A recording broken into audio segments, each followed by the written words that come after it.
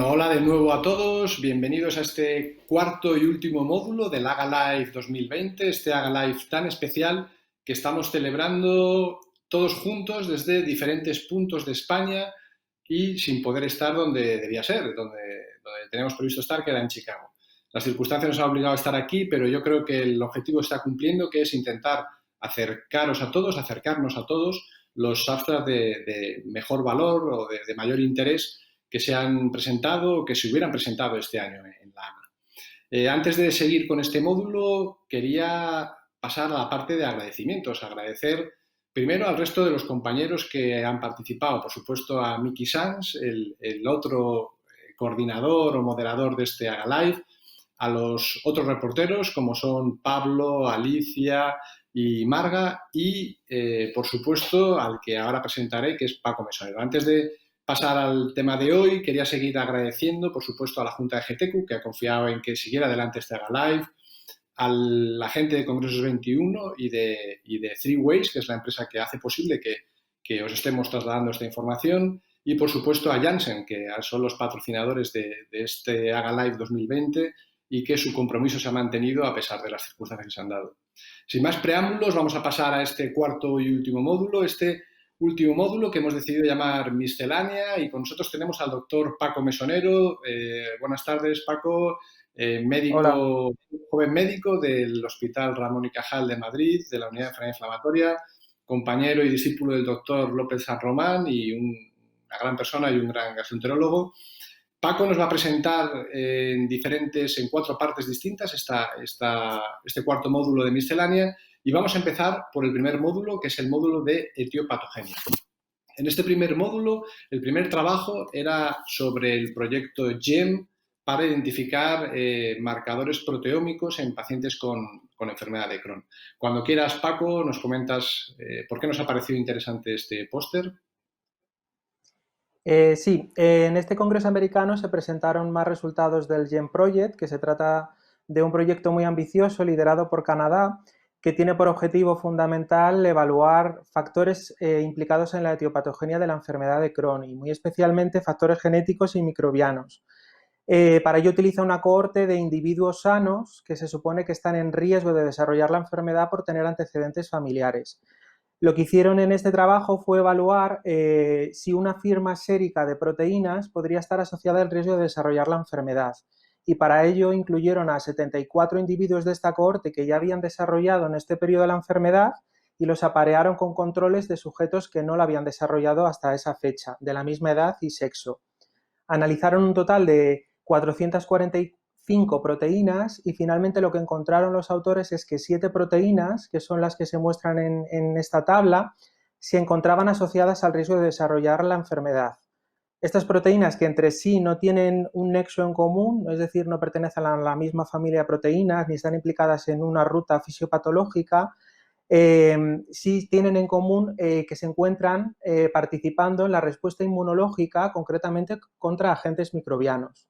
Por tanto, lo que los autores concluyen es que existe un patrón diferencial inmunológico y proteómico en sujetos en riesgo de desarrollar enfermedad de Crohn. Perfecto, Paco, muchas gracias.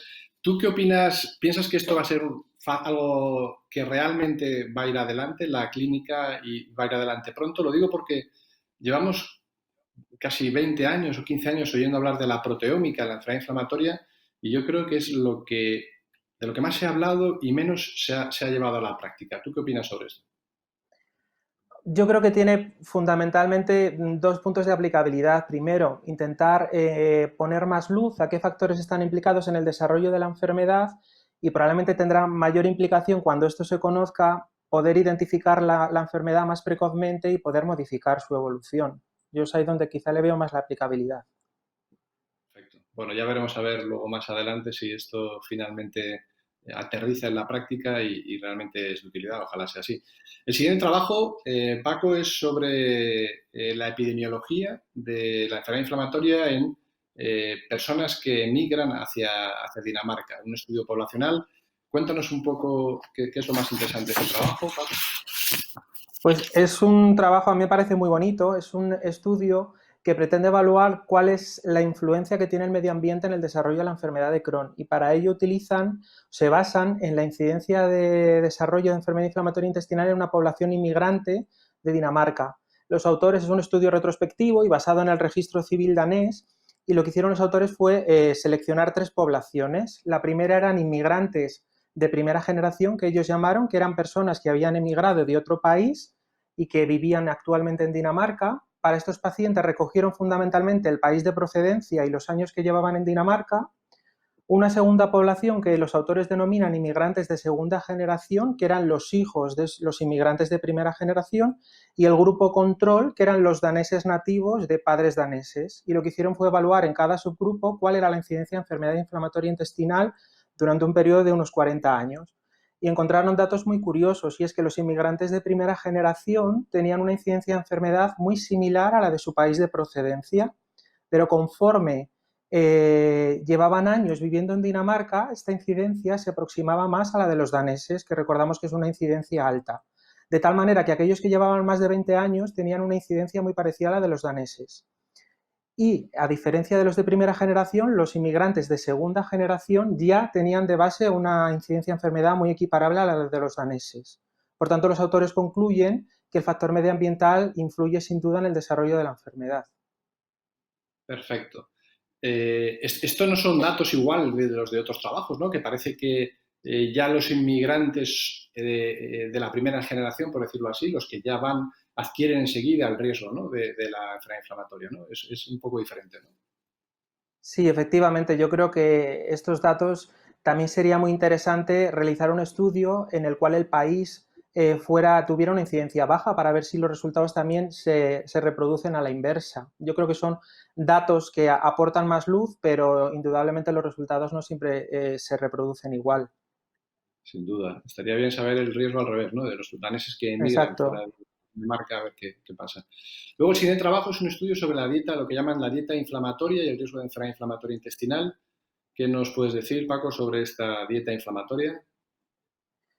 Pues este estudio nos llamó especialmente la atención porque no sabíamos lo que era una dieta inflamatoria, pero es un estudio que fue seleccionado como comunicación oral y la verdad que leyéndolo resulta interesante.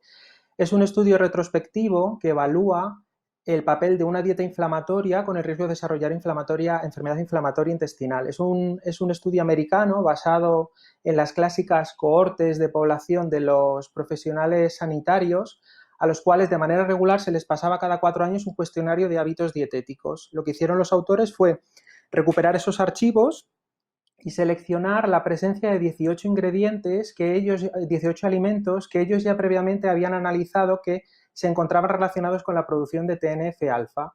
Y lo que hicieron fue aplicar una serie de scores para estos grupos de alimento y al final lo que obtenían era una puntuación.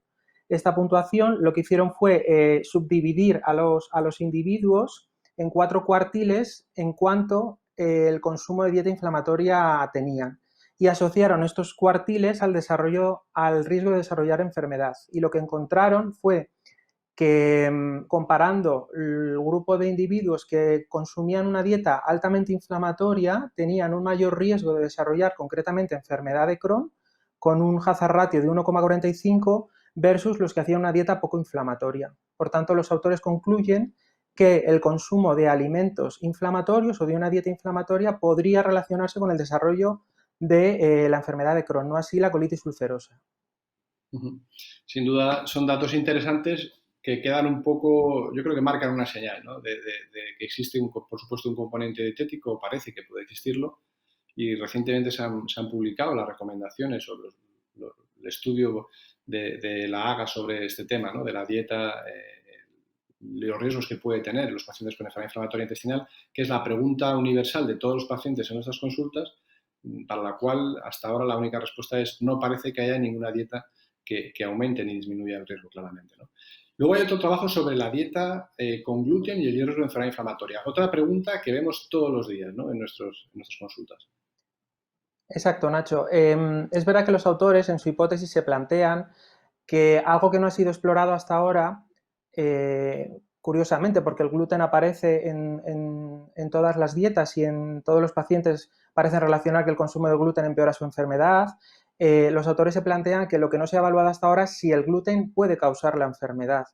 Se trata de un trabajo realizado por los mismos autores que el trabajo anterior, basado en la misma población y la misma metodología. Lo que utilizaron también de estos registros alimentarios fue comparar la cantidad de gluten que consumía cada paciente, volvieron a hacer 4 cuartiles. Es importante reseñar que no había ningún cuartil control puro, porque el cuartil más bajo consumía 3 gramos de gluten, que es una cantidad muy pequeña, pero no es no consumir gluten, y analizaron la incidencia de enfermedad estratificándola por la pertenencia a estos subgrupos.